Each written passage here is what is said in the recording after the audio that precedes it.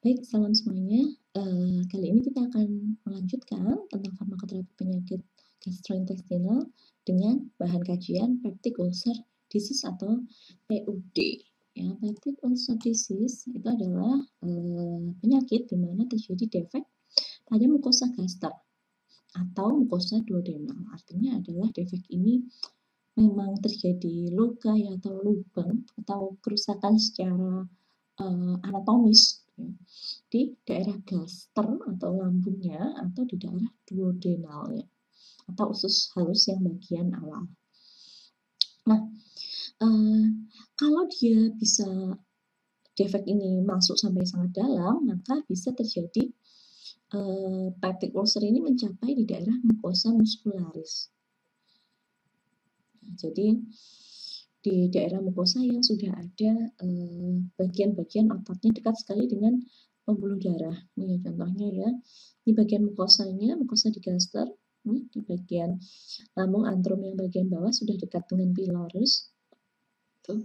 Nah ini kalau terjadi peptic ulcer ini mukosanya hilang, tinggal bagian-bagian yang nekrosis, ini ada sel. Nah ini sudah masuk ke bawahnya mukosa ya, di daerah muscularis eksternal.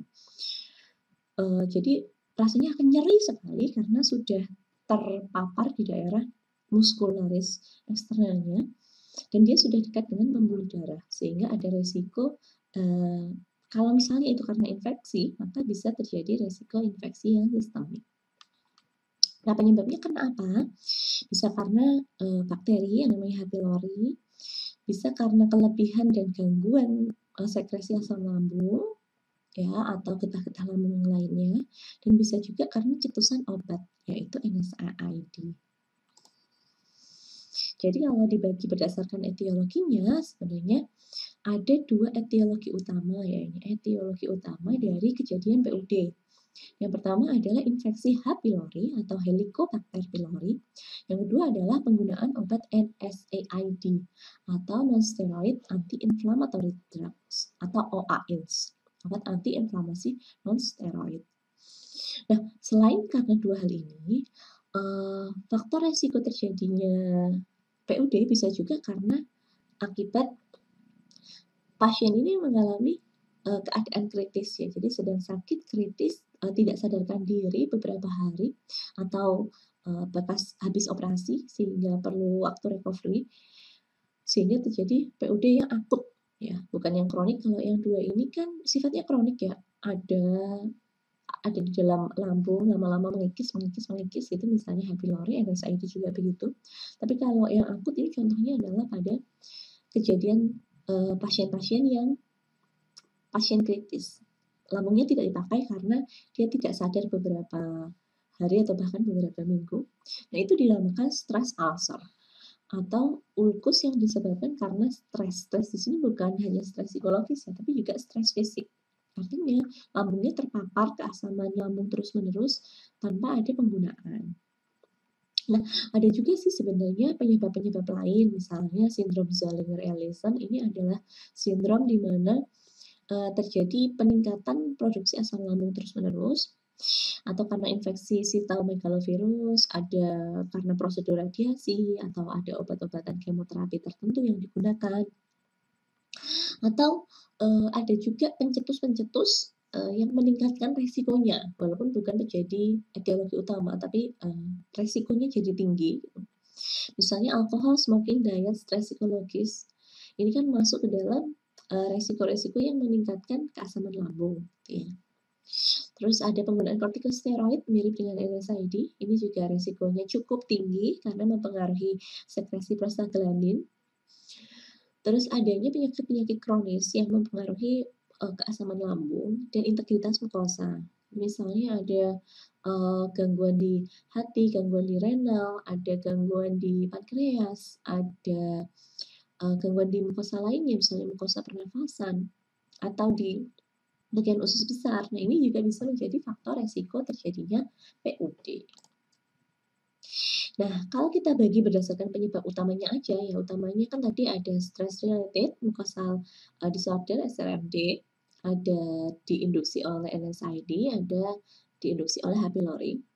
Ini sebenarnya keadaan ulcer ini tadi, luka ini kayak gini, ini bisa dibedakan berdasarkan kondisinya, kerusakan di area lukanya, pH-nya, gejalanya, kedalaman ulcernya, dan ada atau tidaknya GI bleeding.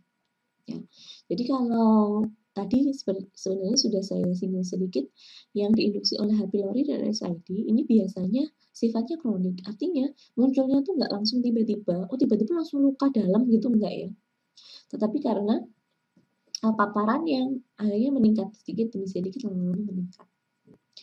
Nah, kerusakannya juga ini pada umumnya ya, bukan berarti ada semuanya harus seperti ini, tapi sebagian besar. Ini kalau H. pylori, ini daerah yang terluka, ini area duodenum, gitu ya, seringnya area duodenum. Ini lebih sering dibandingkan daerah antrumnya lambung, atau ya minimal di daerah pylorus lah, H. pylori. Ya, ingat ya, areanya di pylorus ini sebagian besar, karena dia paling mudah berkembang di daerah sini, pylorus lambung atau di bagian duodenum. Nah, sebaliknya kalau NSAID, ini resiko luka besarnya adalah di daerah antrumnya, ya, di stomachnya. Begitu juga yang stress-related mucosal disease. Kenapa? Karena memang dia akan mempengaruhi sekresi, gitu ya, sekresi asam lambung, itu kalau NSAID, sehingga asalnya memang dari sel-sel parietal. Nah, stress-related mucosal disease juga karena gangguan di asam lambung, sehingga lokasinya sebagian besar memang ada di gastrik. Nah, terkait dengan itu, maka NSAID dan SRMD ini gejala utamanya adalah ada penurunan, gitu ya, ada penurunan dari integrasi pH, jadi pH asamnya itu memang sangat tinggi sehingga menyebabkan lubang tadi atau ulcer tadi.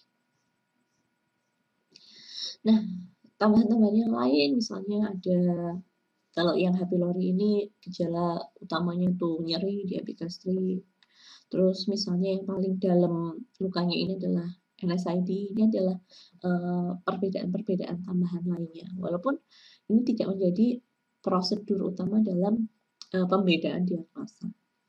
Kalau mau tahu diagnosanya yang tepat ya memang harus dicek endoskopi. Nah, kenapa sih bisa terjadi sampai luka kayak gini gitu ya?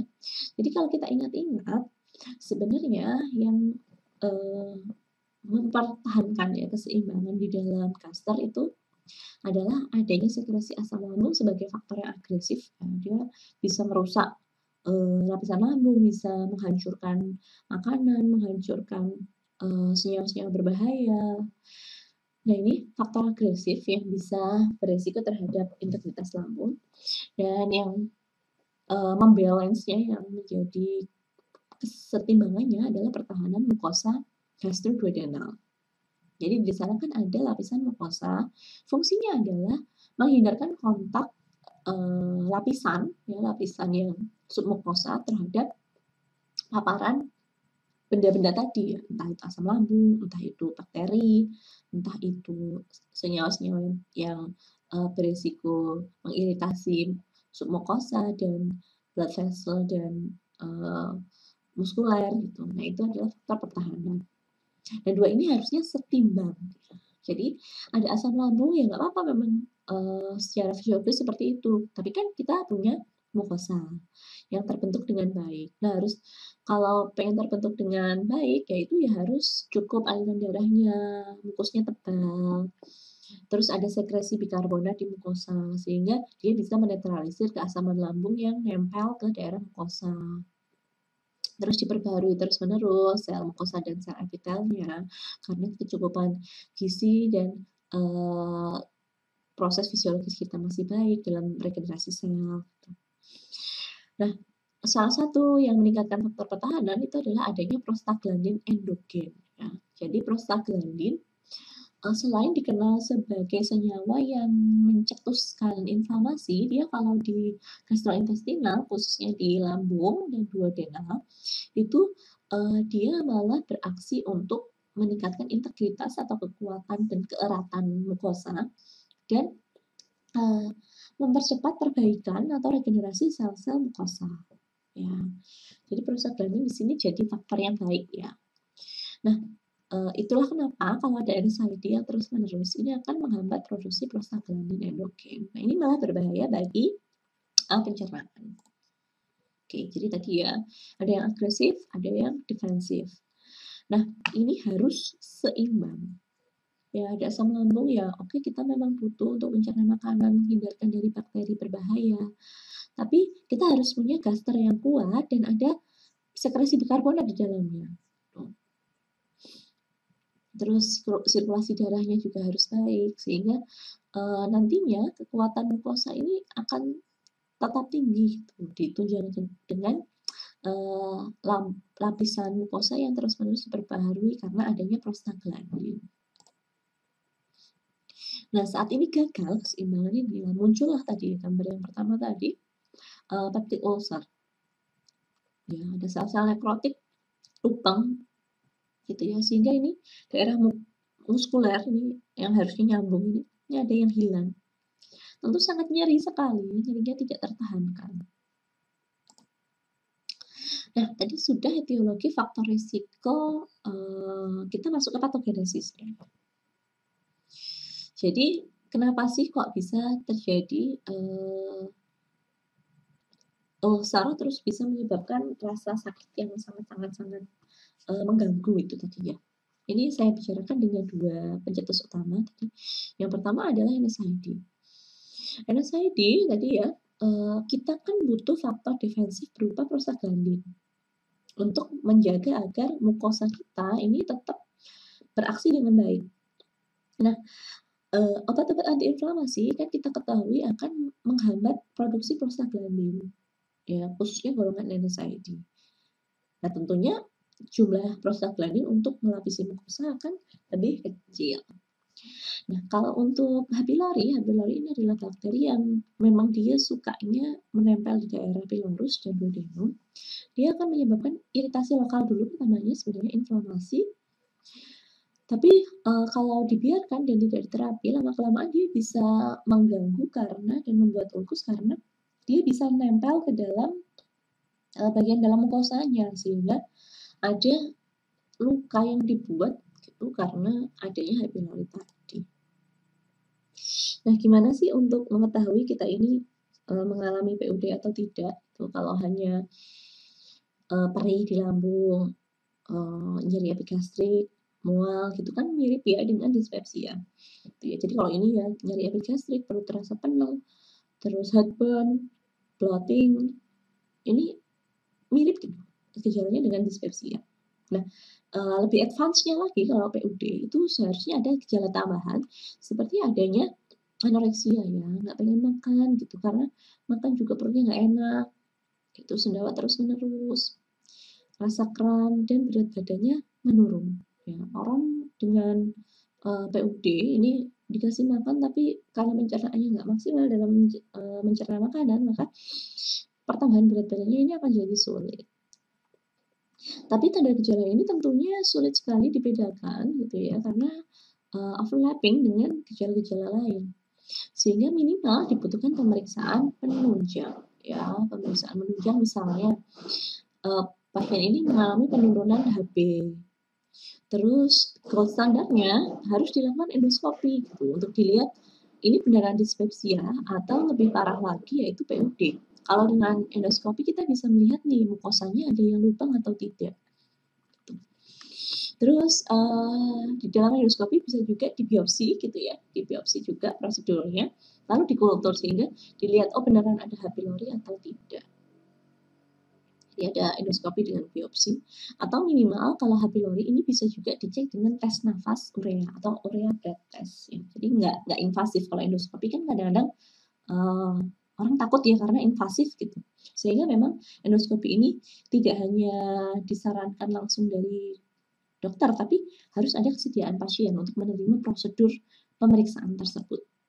Ya, ini contoh dari endoskopi, jadi seperti selang gitu yang ada kameranya, bisa dilihat ya, ini mana yang ada lukanya atau tidak. Dan misalnya ada lukanya, ini bisa dibiopsi ya, diambil sedikit gitu untuk nantinya dikultur. Nah, ini hasil dari endoskopi itu kelihatan Daerah duodenal misalnya, oh ini ada luka nih, ada ulcer nih. Kalau duodenal berarti di ujung pilorus sampai ke awal usus halus. Nah, kalau di daerah gaster ini seperti ini bentuk mukosanya, gitu ya. Oh ini nih ada ulkusnya di sini, gitu ya. Nah, kalau yang nggak tahan dengan darah jangan melihat ya. Ini dicepatkan sedikit. Gitu. Jadi kalau di daerah ulkus yang sudah sampai ke mucosa muscularis itu cekungannya sangat dalam, itu bahkan bisa berdarah. Oke, sudah bisa dilihat lagi itu bagi yang tadi tidak tahan terhadap darah. Nah, manfaat tesnya apa gitu kalau misalnya pasiennya nggak mau nih endoskopi, terus cek lab aja deh gitu.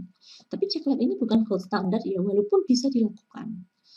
Kenapa? Karena dia memang tidak banyak berpengaruh gitu. Jadi misalnya kita pemeriksaan HB gitu ya, hemoglobinnya, hematokritnya turun atau tidak, ditambah dengan adanya tes tinja gitu ya, ada darah atau tidak. Ini hanya bisa mengevaluasi bleeding ada atau tidak di saluran cerna. Atau ada perdarahan tidak di saluran cerna. Nah, tapi perdarahan ini kan nggak spesifik ya, bisa karena di lambung, bisa karena bukan. Gitu. Sehingga walaupun bisa menjadi salah satu prosedur penegakan diagnosa, pemeriksaan penunjang, tapi bukan menjadi gold standar. Lalu melakukan GI radiografi ya, jadi ada kontras, bahan kontras dimasukkan, gitu ya. Lalu di imaging gitu, jadi di foto gitu, seperti kalau apa ya namanya, kalau foto toraks gitu kayak apa sih namanya kalau di foto toraks itu X-ray dada. Nah ini dilakukan di gastrointestinal dengan bahan kontras itu bisa juga dilakukan. Nah tapi yang bisa benar-benar memisahkan dengan patologis lainnya ya memang hanya endoskopi sampai saat ini. Oke, itu mulai dari etiologi sampai gejala dan pemeriksaannya. Kita lalu bicarakan satu persatu.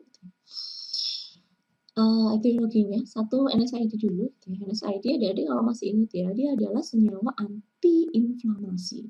Nah, kalau masih ingat, inflamasi ini dicetuskan karena sel-sel kita di membran fosfolipidnya ini menghasilkan asam arachidonat yang pindah ke dua jalur, dipecah jadi dua jalur, jalur siklooksigenase dan jalur lipooksigenase.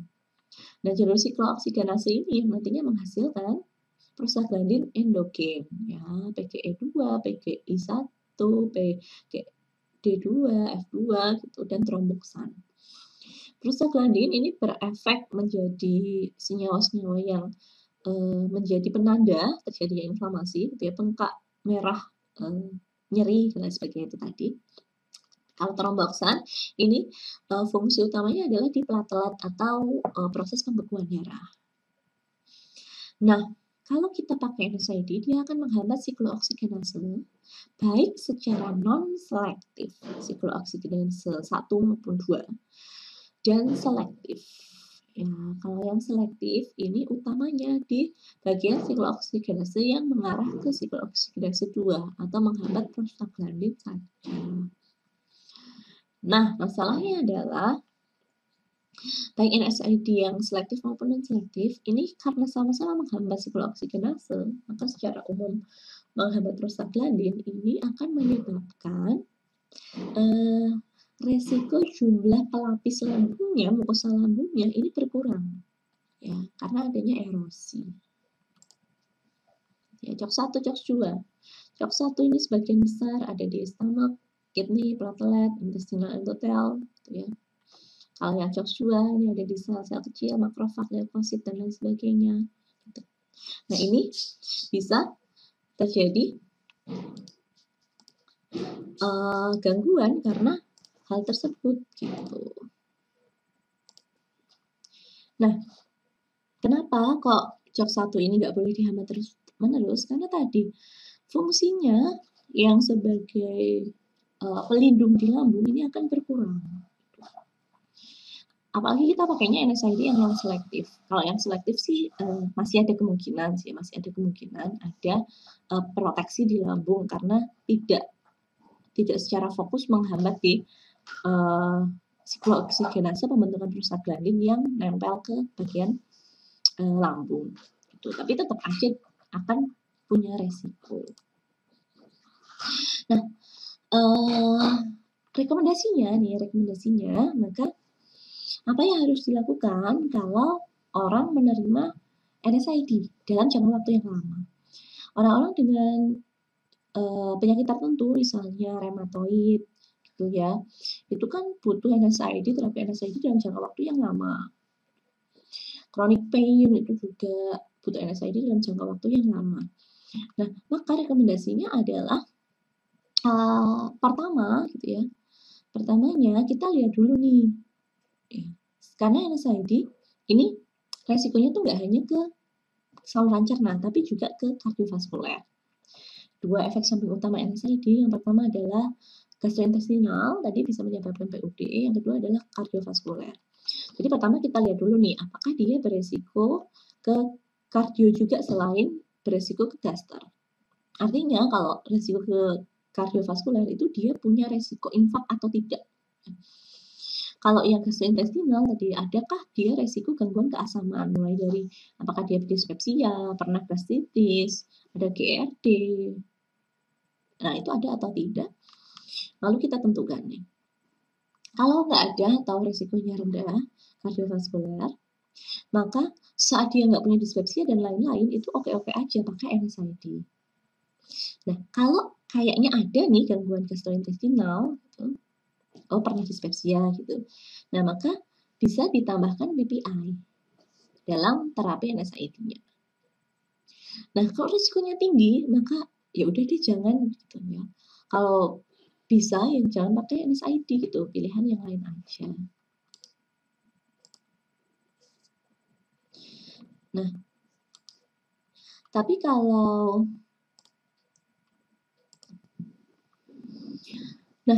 selanjutnya kalau yang risiko kardiovaskulernya tinggi gitu, maka dia membutuhkan NSAID juga yang ada aksinya di COX-1 gitu, karena dia kan tromboksan ada di situ. Nah, saat dia resiko kardiovaskulernya tinggi, maka penggunaan NSAID ini dipilihkan gitu ya, dipilihkan ke golongan-golongan jenis-jenis tertentu, misalnya penggunaannya pakainya naproxen. Gitu. Nah, kalau sama-sama tinggi nih resiko kardiovaskuler maupun resiko gastrointestinalnya, maka ya NSAID-nya harus dihindari dan harus ganti gitu ya. Karena memang perlu dipikirkan gitu ya, perlu dipikirkan apakah benefitnya akan lebih besar dibandingkan dengan risknya. Nah, kalau untuk CAG gitu ya, ini ACG, kalau ini CAG itu masih agak moderate ya. Kalau saat tinggi sama-sama tinggi, maka pilih dulu nih, mana yang mau diselamatkan dulu. Kalau kita yang menyelamatkan gastrointestinal, maka boleh sih masih pakai COX-2 inhibitor sama PPI. Tapi kalau kita mau menyelamatkan kardiovaskuler, maka pakainya naproxen gitu ya, plus PPI. Tapi ada risiko masing-masing. Tapi ya mau gimana lagi kalau memang itu yang dibutuhkan. Selanjutnya kita pindah ke H. pylori. H. pylori itu bakteri Helicobacter pylori yang bentuknya kayak gini nih. Jadi dia bakteri yang punya flagella ya, punya rambut-rambut ini. Suka tinggal di daerah pylorus sampai duodenal. Sifatnya gram negatif, ya, suka banget nempel di permukaan sel epitel. Jadi sulit ya kadang-kadang dicarinya karena sel epitel kita itu kan nggak lurus ya, nggak datar tapi berjonjot-jonjot atau ada fili-filinya.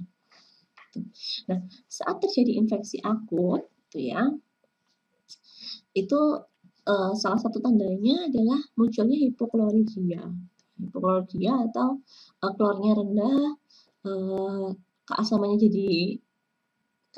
jadi berkurang, sehingga organisme ini bisa survive ya, atau H. pylori ini bisa tumbuh gitu, bisa hidup di dalam lambung karena keasamannya berkurang gitu. Nah, terjadinya infeksi ini ditunjang karena dua hal tadi. Pertama ada hipokloridia gitu ya. Ada ureanya di dalam HCl menyebabkan hidrolisis. Gitu. Urea yang diproduksi oleh bakteri menyebabkan hidrolisis sehingga akhirnya terjadilah peningkatan pH. Gitu. Yang kedua adalah ulkusnya. Infeksi ini menyebabkan ulkus gitu ya. Faktor virulensinya tinggi karena ada sitotoksin dan ada enzim bakterinya sehingga menyebabkan ada kerusakan di mukosa.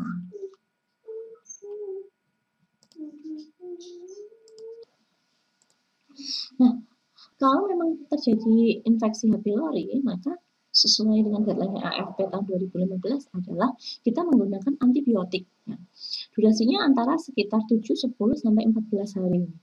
Ada first line, ada second line-nya. Nah, selain antibiotik, yang digunakan adalah obat-obat penghambat asam. Ya, ada PPI, dan ada juga penggunaan obat-obat bismut, ya, bismut subsalisilat untuk mengeradikasi H. pylori-nya. Jadi ada kombinasi antara antibiotik dan PPI, ada kombinasi antara antibiotik, PPI, dan bismut. Nah, first line-nya kita kenal dengan istilah standar triple terapi, karena isinya memang 3 terapi. Yang pertama adalah penggunaan PPI, amoxicillin dengan clarithromycin antara 7 sampai 10 hari. Gitu. Ini yang sangat disarankan. Nah, atau PPI, clarithromycin, dan metronidazole untuk orang-orang yang alergi terhadap amoxicillin. Ini sekitar 10 sampai 14 hari. Nah, gimana nih kalau misalnya pasien ini tidak bisa atau tidak berhasil dengan standar triple terapi? Maka bisa kita pindah ke sequential terapi. Sequential terapi ini bisa digunakan PPI ditambah amoxicillin. Terus ini 5 hari ya. Terus dilanjutkan ganti antibiotiknya, PPI-nya tetap lanjut 5 hari selanjutnya. Antibiotiknya ganti dengan clarithromycin dan tinidazole atau clarithromycin dengan metronidazole. Jadi kalau untuk standar triple terapi ini antibiotiknya nggak ganti selama durasi terapi. Kalau sequential terapi ini ganti. Yang 5 hari pertama pakai amoxicillin, yang 5 hari selanjutnya clarithromycin ditambah 1 antibiotik tinidazole atau metronidazole.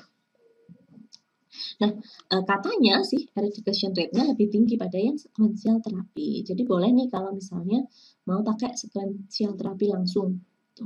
Tapi yang paling sering digunakan memang yang standar triple terapi. Nah, bagaimana nih kalau tidak bisa digunakan pilihan-pilihan ini karena misalnya kontraindikasi, alergi, dan lain sebagainya, atau gagal. Jadi kalau tadi gagal ya harus pindah ke sini.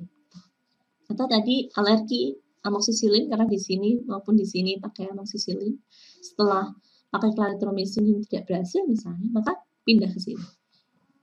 Ya, pilihan second line ini ada yang pakai bismut dan nggak pakai bismut. Ya. Ini yang non bismut dikenal sebagai quadruple terapi karena 4. Ya. Kalau satunya lagi yang nggak pakai bismut, ada juga kita kenal triple terapi yang berbasis levofloxacin. Nah, jadi pilihannya kalau nggak pakai bismut, itu pakai quadruple 4 obatnya atau levofloxacin base. Quadruple itu isinya adalah PPI, amoxicillin, clarithromycin, dan salah satu dari tinidazole atau metronidazole digunakan selama 10 hari bareng-bareng. Ya, beda dengan sequential tadi ya. Ini bareng-bareng berempat. Nah, kalau pakai bismut, maka bismut, PPI, metronidazole, dan tetracycline. Nah, ini bermanfaat sekali untuk yang alergi terhadap amoxicillin. Nah, terus ini juga sering digunakan kalau first line-nya tadi gagal ya. Jadi pilihan kalau misalnya gagal nih sudah pernah dieradikasi, terus beberapa bulan kemudian monitoring follow up kok tetap ada. Nah, ini bisa pindahnya ke ini bismut base sepanjang tidak kontraindikasi. Nah, kalau kontraindikasi gimana? Nah, ini bisa pindah ke yang quadruple dulu ya. Kenapa bukan yang levofloxacin? Karena levofloxacin ini adalah pilihan terakhir. Pilihannya apa? Dia PPI dengan amoxicillin, lalu ditambah dengan levaquin atau levofloxacin yang 500 ml. Nah, ini eradication rate-nya masih belum diketahui secara pasti sehingga menjadi pilihan terapi akhir.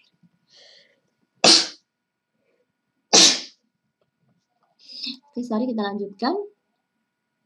Nah, gimana kalau guideline yang lain apakah sama? Ya kurang lebihnya tetap sama ya. Dia menggunakan First line-nya ini untuk contoh NICE Guideline 2014 juga sama, hanya bedanya di lama terapi. NICE Guideline ini standar lama terapinya hanya sekitar 7 hari. Triple terapi gitu ya, standar utamanya amoxicillin clarithromycin atau amoxicillin metronidazole dengan PPI. Lalu kalau alergi, pindahnya sama dengan yang tadi, clarithromycin dengan metronidazole. Atau gagal, kalau gagal ini pindahnya ke PPI, bismuth, metronidazole, dan tetracycline. Jadi pada dasarnya sebenarnya sama kok, hampir semua guideline-nya obatnya ya itu-itu aja. Gitu. Nah, second line-nya kalau untuk NICE ini ada beberapa pilihan, tapi sama juga semuanya 7 hari. Ini dibagi berdasarkan ya hanya second line aja, misalnya tidak bisa menggunakan yang first line. Terus second line karena pernah terapi dengan clarithromycin dan metronidazole tapi gagal.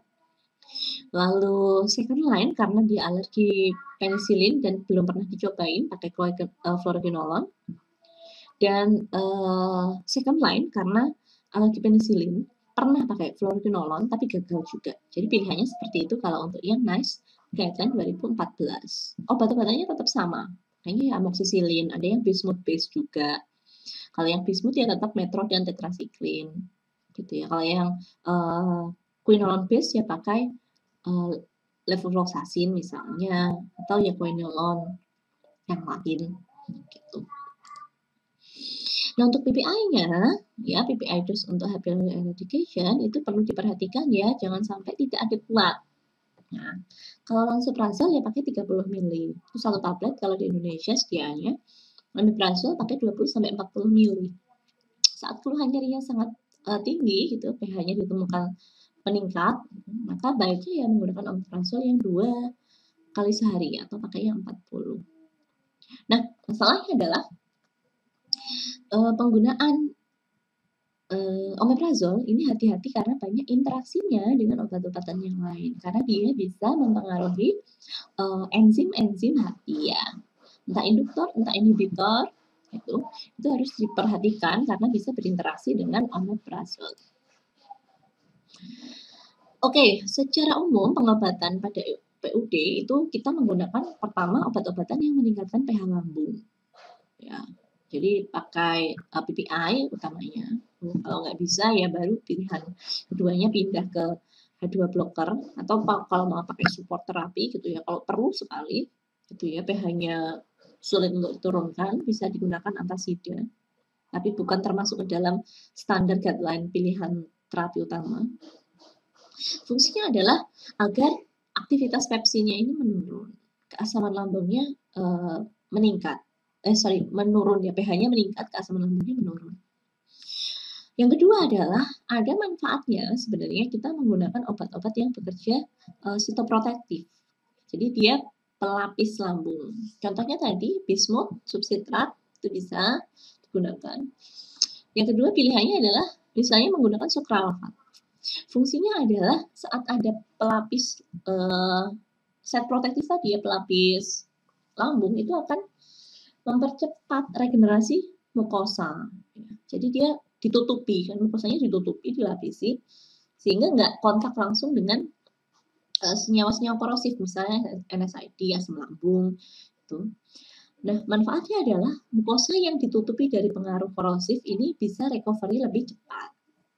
Atau bisa juga pakai yang sitoprotektif yang aksinya benar-benar melindungi ketahanan mukosa lambung secara langsung, gitu, meningkatkan sekresi prostaglandin yang khusus untuk mukosa lambung, yaitu prostaglandin S1, misalnya adalah misoprostol. Misoprostol ini adalah obat yang sitoprotektif. Dulunya bisa digunakan untuk gangguan keasaman lambung, tapi saat ini kalau di Indonesia ini dibatasi penggunaannya karena seringkali dilakukan abuse atau penyalahgunaan. Karena misoprostol ini juga aktivitasnya uterotonik atau uterolitik gitu, jadi bisa meningkatkan kontraksi rahim. Nah, abuse-nya adalah digunakan pada kasus-kasus abortus. Nah, ini sehingga peredarannya dibatasi, kadang-kadang sulit juga sih digunakan untuk PUD kalau tidak di bawah pengawasan. Nah, pada PUD akibat H. pylori, ya karena dia bakteri, mau nggak mau kita pakai antibiotik gitu menggunakan standar terapi eradikasi H. pylori. Pakai guideline manapun, standar manapun saya rasa sama gitu. Tadi NICE juga sama dengan AAFP karena memang pengobatan antibiotiknya yang efektif ya memang hanya itu-itu aja. Saya rasa untuk PUD hanya sekian di sesi kali ini. Quotes hari ini, the only person you should try to better than is the person you were yesterday. Jadi selalu bergeraklah, berusahalah menjadi yang lebih baik, ya, agar kita bisa merasakan manfaat dari pembelajaran kita dari hari ke hari. Oke, terima kasih saya ucapkan atas atensinya. Selamat bertemu di sesi-sesi yang lain.